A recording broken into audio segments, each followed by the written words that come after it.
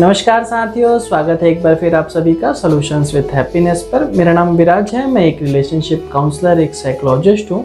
जुड़ता हूँ आपके साथ आपके दिल की बात को सुनने के लिए, समझने के लिए और आपकी जो कन्फ्यूज़न है उसको दूर करने के लिए, एक सही रास्ता दिखाने के लिए। ये सवाल हमें भेजा है हमारी एक लिसनर ने। ये लिखती हैं कि सर, मेरा जो बॉयफ्रेंड है उसके साथ मैं पिछले 2 साल से रिलेशनशिप में थी, लेकिन पिछले 3 महीने से उसने जो मेरा नंबर है वो ब्लॉक करके रखा हुआ है। ना तो हमारी किसी वजह से कोई लड़ाई हुई थी, ना ही कोई नाराज़गी थी।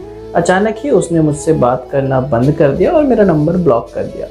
मैं अनदर नंबर से उसको कॉल करती हूँ तो मैक्सिमम टाइम उसका जो नंबर है वो बिज़ी आता है और कभी कभी कॉल लगता भी है तो वो फ़ोन उठाता नहीं है।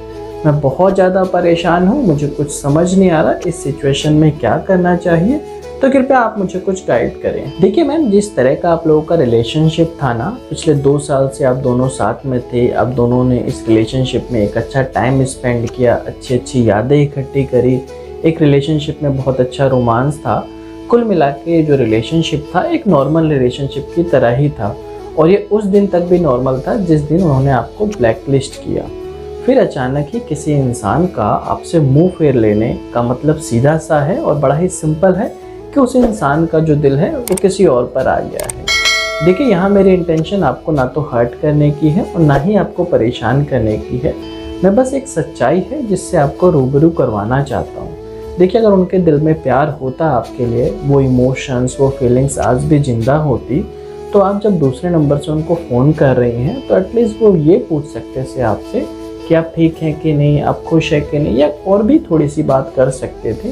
लेकिन 3 महीने से बिल्कुल बात बंद कर देना, आप किसी और नंबर से फ़ोन कर रही हैं तो वो नंबर बिज़ी आना या फिर आपका फ़ोन नहीं उठाना, इसका सीधा सा मतलब तो यही है कि उस इंसान का जो दिल है वो किसी और पर आ गया है। जब एक इंसान पिछले 3 महीने से आपको ब्लॉक करके बैठा हुआ है, उसने कभी भी आपसे बात करने की कोशिश नहीं की, कभी भी उसने ये जानने की कोशिश नहीं करी कि आप अपने लाइफ में खुश हैं, दुखी हैं, परेशान हैं, जी रही हैं, इसने कोशिश ही नहीं करी उसने। तो इतना तो समझ में आता है मैम कि उस इंसान का जो प्यार था वो हमारे प्रति बहुत ही ज़्यादा कमज़ोर था।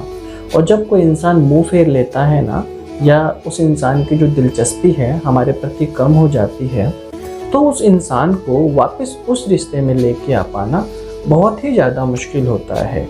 हाँ, ये तब पॉसिबल हो सकता है जब उस इंसान को सामने वाले की तरफ से ठोकर लगे। देखिए मैम, यहाँ समझ तो आपको भी आ रहा होगा ना कि उस इंसान का जिसका दिन रात नंबर बिजी आ रहा है, तो ये इत्तेफाक तो नहीं हो सकता, वो ज़रूर कहीं ना कहीं किसी दूसरे रिश्ते में इन्वॉल्व है। अभी मैं आपसे यही कहूँगा मैम कि एक ऐसे इंसान के लिए, एक ऐसे मतलबी इंसान के लिए रोने की या दुखी होने की ज़रूरत बिल्कुल भी नहीं है। एक बार को मैं मान भी लेता हूँ कि वो आपके पास वापस आ जाते हैं, तो इसकी क्या गारंटी है कि वो आपके इस रिलेशनशिप को बहुत लॉयल्टी से निभाएंगे, क्योंकि एक बार उन्होंने आपका ट्रस्ट तोड़ दिया है। तो मेरे हिसाब से आपको अपने आप को तकलीफ़ देने की ज़रूरत नहीं है। बंद कीजिए बार बार उनको कॉल और मैसेज करना। ऐसा करके आप कहीं ना कहीं अपने आप को ही दुख और तकलीफ़ दे रही हैं, इससे कोई फ़ायदा नहीं है। आई थिंक अब आपको उस इंसान को चेस करना पूरी तरह से बंद कर देना चाहिए और बिना किसी उम्मीद के, बिना किसी आशा के अपनी लाइफ में खुशी खुशी आगे बढ़ना चाहिए और लाइफ के बारे में कुछ बेहतर प्लान करना चाहिए।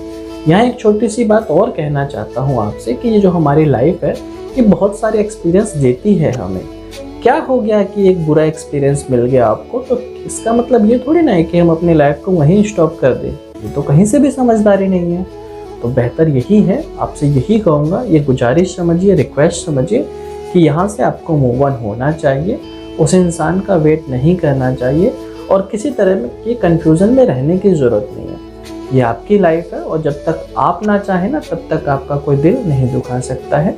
प्लीज़ खुशी खुशी आगे बढ़िए। Move on, all the best. मैं आप सभी दोस्तों से भी ये गुजारिश करना चाहता हूँ कि यार, किसी इंसान के हमारे लाइफ से चले जाने से खुद को तकलीफ़ देना कोई समझदारी नहीं है। मैं मानता हूँ हमारे अंदर इमोशंस हैं, हमारे अंदर फीलिंग्स हैं, नहीं भुलाया जाता, लेकिन समझदारी तो यही कहती है ना, ज़रूरत नहीं है एक ऐसे इंसान के रोने के लिए जो हमें छोड़कर चला गया। यार, ऐसे मतलबी इंसान के लिए अपने आप को तकलीफ देके कोई फ़ायदा नहीं है। मैं उम्मीद करता हूँ आपको ये छोटा सा मैसेज पसंद आया होगा। पसंद आए तो वीडियो को लाइक कीजिएगा। हमारे साथ कनेक्टेड रहने के लिए हमारे चैनल सॉल्यूशंस विद हैप्पीनेस को सब्सक्राइब करिए।